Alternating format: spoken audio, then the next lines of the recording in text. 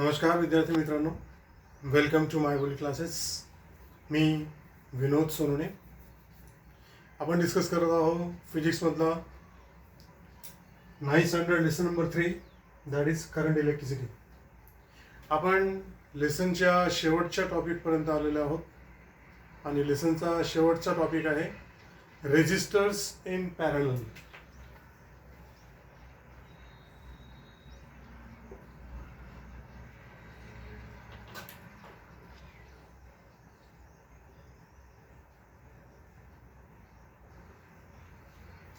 अगर आपको याद होगा तो पिछले वीडियो लेक्चर में हमने डिस्कस किया था रेजिस्टर्स इन सीरीज. अभी हमको डिटेल में डिस्कस करना है resistors in parallel. Say example, you are given 3 resistors.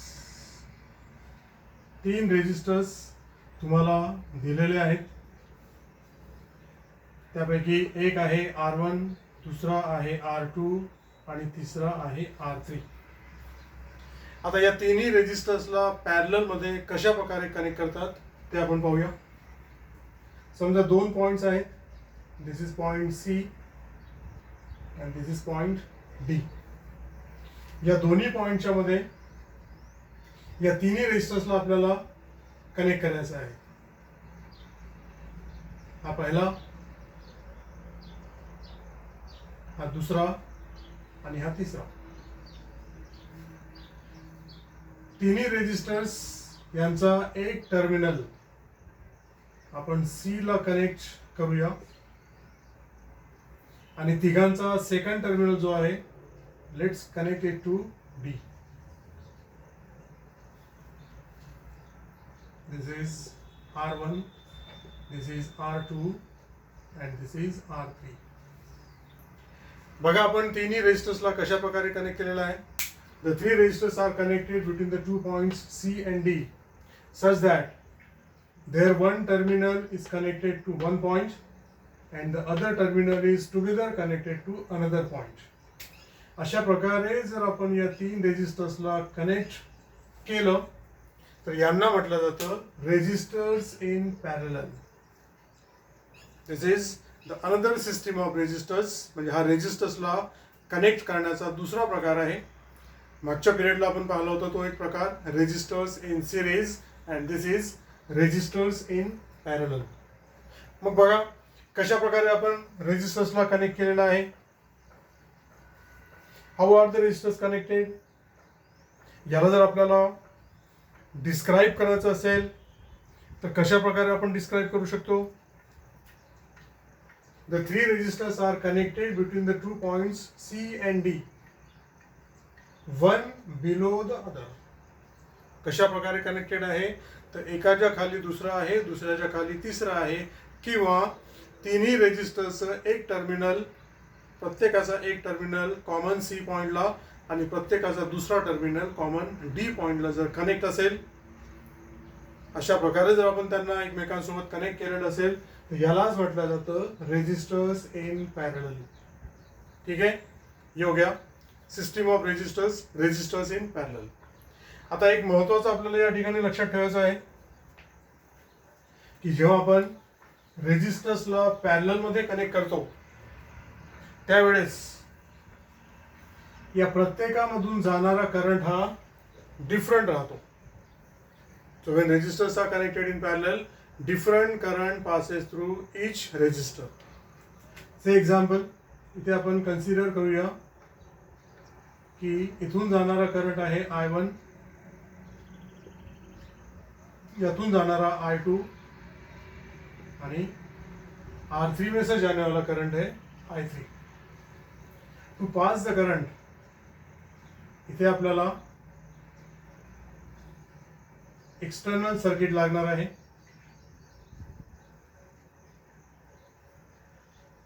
अशा प्रकारे we need a battery or a cell, one key, and this is ammeter to measure the main current. ठीक आहे. जर तुम्हाला R1, R2, R3 यांच्यामधून जाणारा current सुद्धा major करायचा आहे तर इथेही आपण 3 मीटर लावू शकतो. हे सगळे अमीटर असतील जे तिथून जाणाऱ्या करंटला मेजर करतील. So all these are emitters.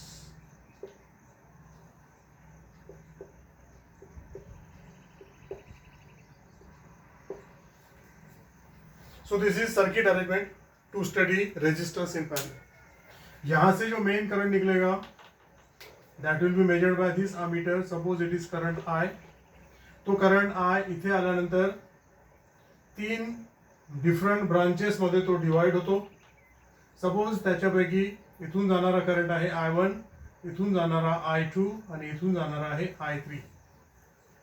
Main current जो आलेला आहे I, तोच करंट 3 ब्रांचेस मध्ये डिवाइड झाला, डिस्ट्रीब्यूट झाला, म्हणून आपण लिहू शकतो total current I equal to I1 plus I2 plus I3. याला आपण इक्वेशन 1 म्हणूया.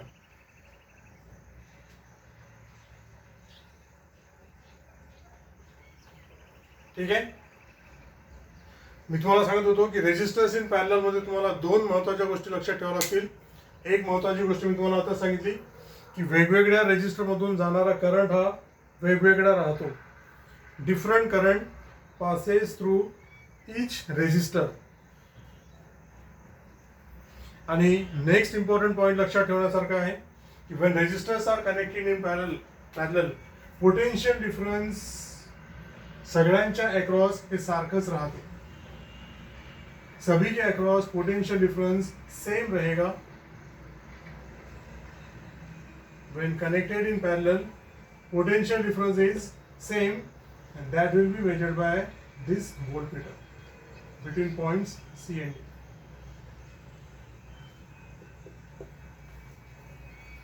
So let V is the potential difference between the points C and D.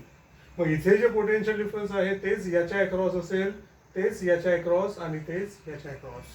In short, when resistors are connected in parallel, different current passes through each resistor, but potential difference across all remains same. हा एक महत्त्वाचा point मला लक्षात ठेवायचा आहे की parallel मध्ये असताना करंट हा वेगवेगळा असतो त्याच्यामधून जाणारा, पण सगळ्या रेजिस्टरच्या अक्रॉस किंवा सगळ्या रेजिस्टरसाठी पोटेन्शियल डिफरन्स मात्र हे सारखाच राहणार आहे. सपोज इथे पोटेन्शियल डिफरन्स आहे V. ठीक आहे. आता आपल्याला एक्सप्रेशन फाइंड करायचं आहे, फॉर्म्युला फाइंड करायचा आहे for effective resistance of 3 resistors connected in parallel. हे जे 3 रेजिस्टर्स आपण पॅरलल मध्ये कनेक्ट केलेले आहे या तिघांचे मिळून टोटल रेजिस्टन्स किती राहणार आहे त्यालाच आपण म्हणतो इफेक्टिव्ह रेजिस्टन्स. सपोज या तिघांचं इफेक्टिव्ह रेजिस्टन्स आहे RP. इन तीनों का इफेक्टिव रेजिस्टेंस मतलब तीनों का टोटल रेजिस्टेंस है RP. So total resistance between the point C and D RP आहे. पोटेन्शियल डिफरन्स V आहे आणि जाणारा करंट I. जर आपण पूर्ण कॉम्बिनेशनचा विचार केला तर पूर्ण कॉम्बिनेशनचं टोटल रेजिस्टन्स RP जे आपल्याला फाइंड करायचं आहे, त्याच्या across total potential difference V आणि टोटल जाणारा करंट आहे I. So when we apply Ohm's law to this, so by applying Ohm's law, V equal to I into RP. Therefore, RP will be equal to V upon I. So applying Ohm's law to the complete combination, आपल्याला मिळालेला आहे RP equal to V upon I. ठीक आहे. आता आपण Ohm's law apply करूया प्रत्येक रेजिस्टरला independently. इथे जर पाहिलं तुम्ही तर रेजिस्टन्स आहे R1, current I1, potential difference V. So applying Ohm's law आपल्याला मिळणार आहे R1 equal to V upon I1. जर आपण ओम्स लॉ अप्लाय केला R2 रेजिस्टरला तर आपल्याला मिळेल R2 equal to V upon I2. आणि जर R3 साठी अप्लाय करत असाल तो R3 will be equal to V upon I3. अशा प्रकारे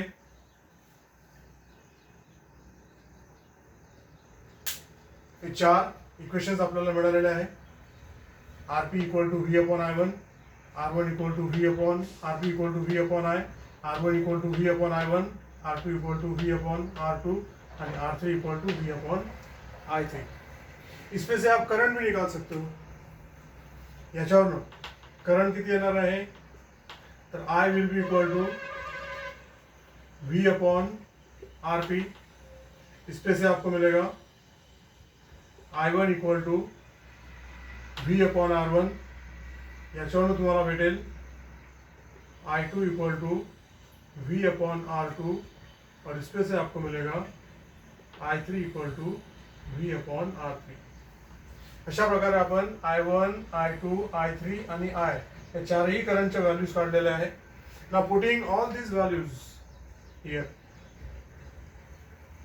या सगळ्यांच्या व्हॅल्यूज तुम्ही जर इथे पुट केल्यात तर आपल्याला मिळणार आहे I, त्याच्या ठिकाणी येणार आहे V upon RP is equal to I1 V upon R1 plus I2 V upon R2 plus I3 that is V upon R3. I1, I2, I3 आणि I या चारही करंटच्या व्हॅल्यूज आपण इक्वेशन 1 मध्ये सबस्टिट्यूट केलेल्या आहेत. इक्वेशन 1 मध्ये आपण पुट केलेले आहे. त्याच्यावरून आपल्याला हे मिळालं. नाउ V गेट कैंसल, तो जो बचेगा that is 1 upon RP is equal to 1 upon R1 plus 1 upon R2 plus 1 upon R3. This is the formula. हेच ते एक्सप्रेशन आहे. Expression for the effective resistance of 3 resistors connected in parallel. जर R1, R2, R3 हे 3 resistors parallel मध्ये connected असतील तर त्यांचे जे इफेक्टिव्ह रेजिस्टन्स आहे RP, त्याच्यासाठी हा फॉर्म्युला आहे 1 upon RP is equal to 1 upon R1 plus 1 by R2 plus 1 by R3. इथे आपण 3 रेजिस्टर्स कन्सिडर केलेले आहे.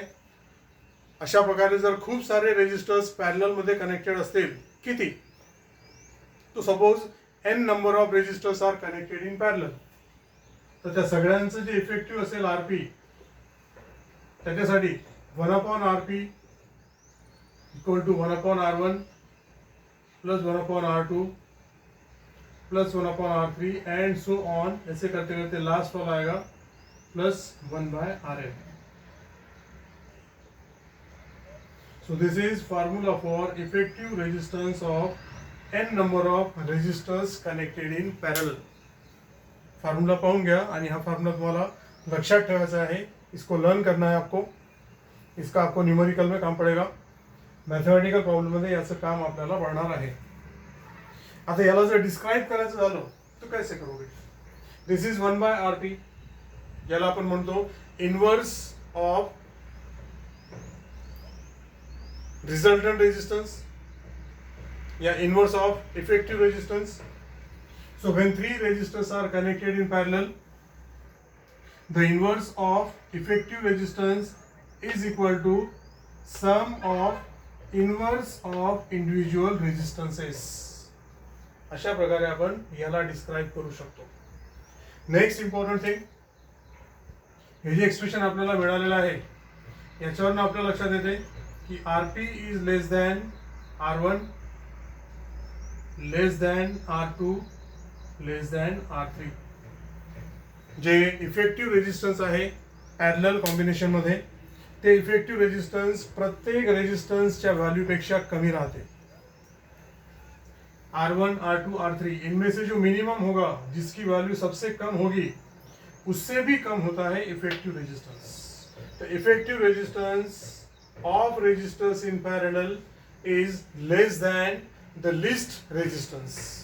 तिघांमध्ये ज्याची व्हॅल्यू सगळ्यात कमी आहे त्याच्याही पेक्षा व्हॅल्यू कमी आपल्याला इफेक्टिव्ह रेजिस्टन्सची मिळणार आहे. अँड बिकॉज ऑफ दिस, याच कारणामुळे रेजिस्टन्स इन पॅरलल याचा वापर कुठे केला जातो. So it is used to decrease resistance. ज्या ठिकाणी आपल्याला रेजिस्टन्स हे डिक्रीज करायचं आहे, रेजिस्टन्स कमी ठेवायचा आहे किंवा कमी करायचा आहे, त्या ठिकाणी आपल्याला रेजिस्टन्सला पॅरलल मध्ये कनेक्ट करावं लागतं. So because of this fact, because of this reason, resistance in parallel is use to decrease resistance in a circuit. सर्किटमध्ये रेजिस्टन्सला कमी करण्यासाठी, डिक्रीज करण्यासाठी याचा वापर केला जातो. So this is the topic, resistors in parallel. पुन्हा एकदा पाहून घ्या, सगळं तुमच्या डोळ्याच्या समोर आहे. पुन्हा एकदा शॉर्टमध्ये सांगतो. सबसे पहले तो इनका कनेक्शन कैसे होता है. So 3 resistors R1, R2, R3, they are connected between the 2 points C and D in parallel. पण कशा प्रकारे त्यांचं कनेक्शन केलेलं आहे, तर तिघांचा एक टर्मिनल हा C पॉइंटला कनेक्टेड आहे आणि तिघांचा दुसरा टर्मिनल हा D पॉइंटला कनेक्टेड आहे. अशा प्रकारे जर त्यांचे कनेक्शन्स असतील किंवा त्यांना एकमेकांसोबत कनेक्ट केलेलं असेल, they are said to be connected in parallel. Clear. आता पॅरलल कॉम्बिनेशन मध्ये 2 पॉइंट्स तुम्हाला महत्त्वाचे लक्षात ठेवायचे आहेत. In case of resistors in parallel, current passing through each resistance is different. प्रत्येक रेजिस्टन्स मधून जाणारा करंट हा सारखा नसतो. It is inversely proportional to the value of the resistance. म्हणजेच जो रेजिस्टन्स सगळ्यात जास्त हाय असेल त्यातून जाणारा करंट हा कमी राहतो. जिस रेजिस्टेंस का वैल्यू सबसे कम होगा उसमें से जाने वाला करंट ज़्यादा होता है. तो जितना रेजिस्टेंस का वैल्यू ज़्यादा उतना करंट उसमें से कम जाएगा. तो current passing through each resistance is different and that is inversely proportional to value of the resistance. आता आपल्याला रेजिस्टन्स इन पॅरलल याच्या इफेक्टिव्ह रेजिस्टन्ससाठी फॉर्म्युला काढायचा आहे. त्यासाठी हे circuit, this circuit is given on page number 41 in figure 3.9. Resistance in parallel. सर्किटला short मध्ये डिस्क्राइब करायचं. सपोज सी आणि डी पॉइंटच्या मध्ये या तिघांचं इफेक्टिव्ह रेजिस्टन्स आहे आरपी. टोटल करंट जात आहे आय आणि याच्या अक्रॉस पोटेन्शियल डिफरन्स आहे व्ही. रेजिस्टन्स इन पॅरलल मध्ये सगळ्यांच्या अक्रॉस पोटेन्शियल डिफरन्स हे सारखंच राहते. पोटेन्शियल डिफरन्स सेम होता है लेकिन current through each resistance is different. याला जर आपण ओम्स लॉ अप्लाई केला तो अपन लिख सकते हो V equal to I R P. इसमें से डायरेक्ट आप I निकाल सकते हो. This one.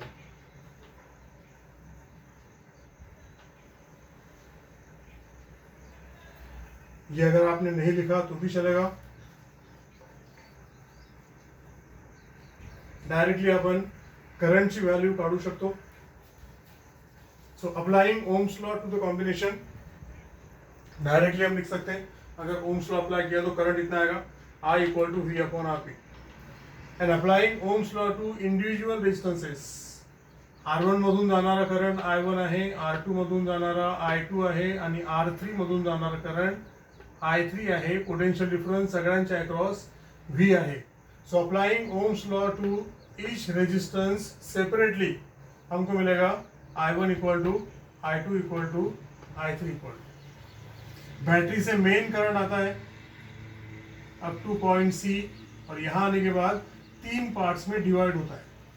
Therefore I equal to I1 plus I2 plus I3. अशा प्रकारे सगळ्या करंटच्या व्हॅल्यूज आपण काढलेल्या आहे आणि या सगळ्या व्हॅल्यूज इक्वेशन 1 मध्ये आपल्याला सबस्टिट्यूट करायचे आहेत.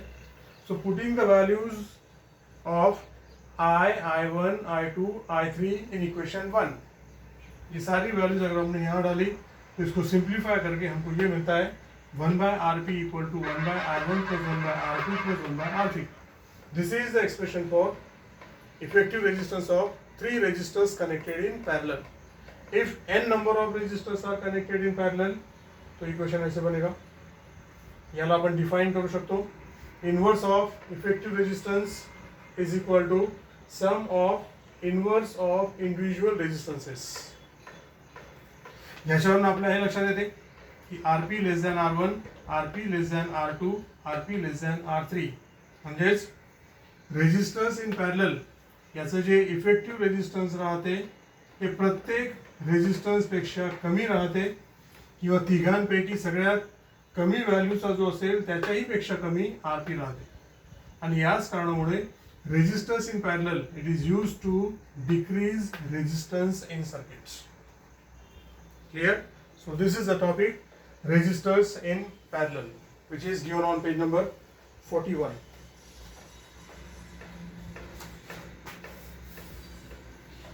Next on page number 42. Resistors in parallel जे आपण आताच डिस्कस केलं आहे. याचे की पॉइंट्स त्या ठिकाणी दिलेले आहेत किंवा याच्याबद्दल जे इम्पॉर्टंट पॉइंट्स आहेत they are given on page number 42 और ये की पॉइंट्स आपको लर्न करने हैं. महत्वाचे पॉइंट्स कोणते आहेत बघा. It is given in this rectangular box, green box. पहला point, the inverse of effective resistance is equal to sum of the inverse of individual resistances. आता आपण पाहिलं inverse of effective resistance is equal to sum of inverse of individual resistances. यालाच जर तुम्हाला वर्ड्समध्ये describe करायचं आहे तर तो पहिला पॉइंट आहे. Inverse, the inverse of effective resistance is equal to sum of inverse of individual resistances connected in parallel. हा पहिला पॉइंट. दुसरा पॉइंट,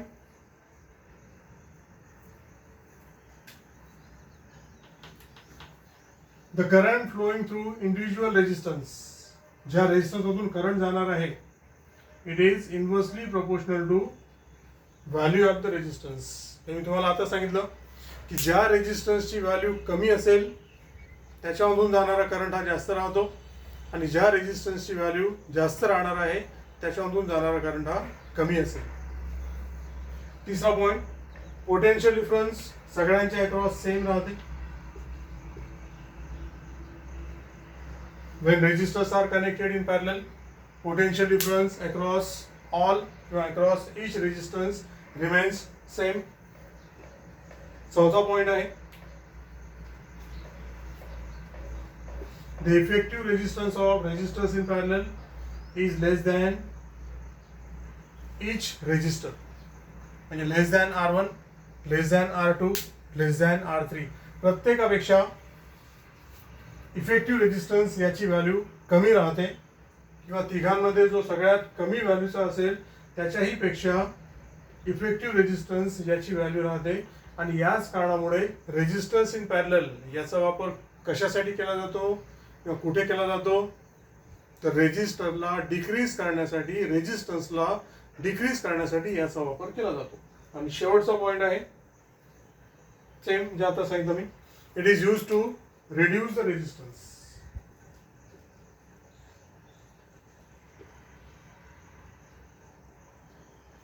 रेजिस्टन्सला कमी करण्यासाठी, रेजिस्टन्सला रिड्यूस करण्यासाठी रेजिस्टन्स इन पॅरलल याचा वापर करण्यात येतो. तर हे दोन टॉपिक आपले डिस्कस करून झाले, रेजिस्टन्स इन पॅरलल आणि रेजिस्टन्स इन सिरीज. आता या दोघांमध्ये एक पॉइंट बघा, सिरीज आणि पॅरलल. समजा रेजिस्टर्सच्या ठिकाणी आपण बल्ब्स घेतले, अगर हमने 3 बल्ब लिए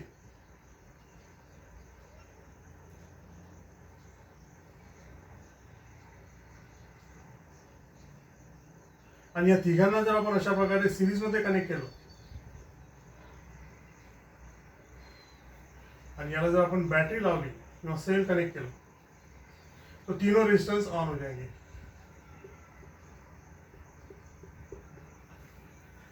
When 3 resistors are connected in parallel, connected in series, आणि त्यांना जर आपण अशा प्रकारे सेल किंवा बॅटरी कनेक्ट केली तर त्यातून करंट जाणार आहे आणि करंट गेल्यामुळे तिन्ही बल्ब ऑन होतील. All the 3 bulbs will glow, they will light. आता या ठिकाणी बल्ब्सला आपण सिरीज मध्ये कनेक्ट केलेलं आहे म्हणून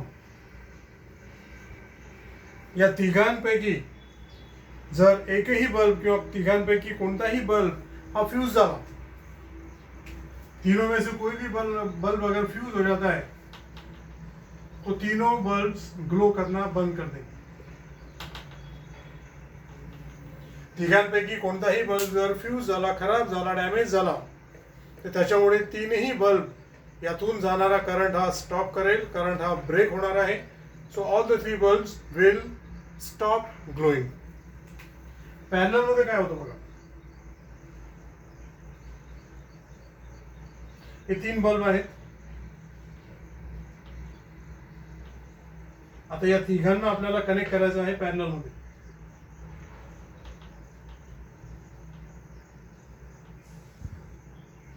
these are connected in parallel. आणि याला जर आपण सेल किंवा बैटरी लावली, इसमें से जाएगा करंट और तीनों बल्ब ऑन हो जाएंगे. तीनही बल्ब ग्लो करतील. या ठिकाणी जर तिघांपैकी एक बल्ब, कोणताही एक बल्ब जर फ्यूज झाला, डॅमेज झाला किंवा खराब झाला तर मात्र इतर दोन बल्ब ग्लो करतील. सपोज याच्यामधून हा बल्ब खराब झाला, मधला बल्ब जर फ्यूज झाला तरी सुद्धा हे दोन bulb they will continue to glow. कारण जरी एक बल्ब फ्यूज झाला तरी सुद्धा या करंटला जाण्यासाठी इथून मार्ग अवेलेबल आहे. तो इसमें एक बल्ब फ्यूज होने से करंट ब्रेक नहीं होगा, करंट स्टॉप नहीं होगा. दुसरे जे दोन बल्ब आहेत ते ग्लो करत राहतील. पण इथे मात्र जर एखादा बल्ब फ्यूज झाला तर इतर बल्ब सुद्धा ग्लो करणं थांबवतील. हा सिरीज आणि पॅरलल मध्ये एक फरक आहे. दूसरा, अगर आपने तीन बल्ब को सीरीज में कनेक्ट किया, जर तीन बल्ब आपण सीरीज मध्ये लावले तर या तिन्ही बल्ब मधून मिळणारा जो लाईट आहे तो तुम्हाला कमी मिळेल. तिघांमधून जो लाईट निघणार आहे, लाईट एनर्जी निघणार आहे, त्याचं ब्राईटनेस कमी राहणार आहे. इथे जर तिघांना तुम्ही पॅरलल मध्ये लावलं, याच तिघांना जर पॅरलल मध्ये कनेक्ट केलं तर यातून जो बल्ब किंवा लाईट निघणार आहे तो लाईट जास्त ब्राईट असेल. इथे कमी ब्राईटनेस तुम्हाला मिळणार आहे, इथे जास्त ब्राईटनेस तुम्हाला मिळणार आहे. इथे एक बल्ब फ्यूज झाला तर इतर बल्ब सुद्धा काम करणं बंद करतील, कारण करंट हा ब्रेक होतो. पण पॅरलल मध्ये जर एक बल्ब फ्यूज झाला, खराब झाला, डॅमेज झाला तर इतर बल्ब मात्र ग्लो करायला कंटिन्यू ठेवतील. They will continue to glow. हा फरक आहे सिरीज आणि पॅरलल मध्ये. क्लिअर. आता एक प्रश्न या ठिकाणी येतो की differentiate between series and parallel.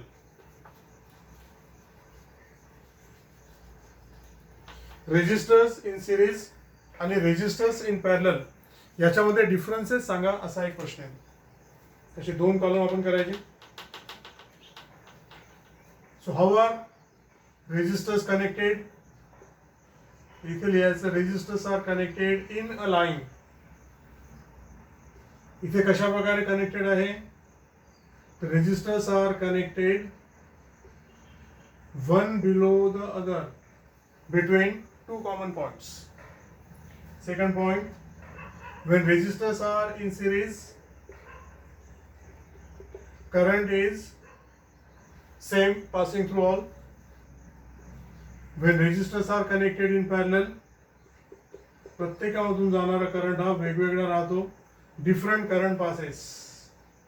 तीसरा point, when resistors are in series, potential difference between terminals of each resistors is different. आणि पॅरलल मध्ये मात्र पोटेंशियल डिफरन्स प्रत्येकाच्या अक्रॉस हे सारखंच राहते. तीनों के अक्रॉस पोटेंशियल डिफरन्स पैरेलल में सेम होता है, सीरीज में अलग अलग होता है. चौथा पॉइंट फार्मूला, इफेक्टिव रेजिस्टन्स का फार्मूला है RS equal to R1 plus R2 plus R3. आणि पॅरलल मध्ये इफेक्टिव रेजिस्टन्स साठी फॉर्म्युला आहे 1/Rp equal to 1/R1 plus 1/R2 plus 1/R3. Next point, resistors in series is used to increase resistance आणि resistors in parallel it is use to decrease resistance. Resistors in series increase करण्यासाठी वापर केला जातो आणि resistors in parallel रेजिस्टन्सला decrease करण्यासाठी याचा वापर केला जातो. अशा प्रकारे रेजिस्टर्स इन सिरीज आणि रेजिस्टर्स इन पॅरलल याला आपण डिफरन्शिएट करू शकतो किंवा यांच्यामध्ये डिफरेंसेस आपण लिहू शकतो. तो ये 5 डिफरेंसेस आपको नोट कर लेना है. या तुम्ही वहीमध्ये लिहून घेऊ शकता. या ठिकाणी लेसनचा जो मेन थिअरी पार्ट आहे तो संपलेला आहे. शेवटच्या पार्टमध्ये काही जनरल प्रिकॉशन्स इलेक्ट्रिसिटीचा वापर करताना किंवा इलेक्ट्रिसिटीला हँडल करताना काय जनरल प्रिकॉशन्स घ्यायचे आहे किंवा डोमेस्टिक आपल्या घरामध्ये इलेक्ट्रिकल अप्लायन्सेस यांचे कनेक्शन कशा प्रकारे केलेले असतात आणि रेजिस्टर्स इन पॅरलल याच्यावरती आधारित काही न्यूमेरिकल प्रॉब्लेम्स अपन पुढच्या वीडियो लेक्चरला डिस्कस करणार आहोत. आज का वीडियो लेक्चर आपको ऑब्जर्व करना है केयरफुली. जो जो इम्पॉर्टंट पॉइंट आपको दिखते हैं ये आपको लिख लेना है आणि हे सगळं पुस्तकातून चांगल्या प्रकारे वाचून घ्यायचं आहे. ठीक आहे, आज आपण इथे थांबूया. See you in the next video lecture. Till then bye bye.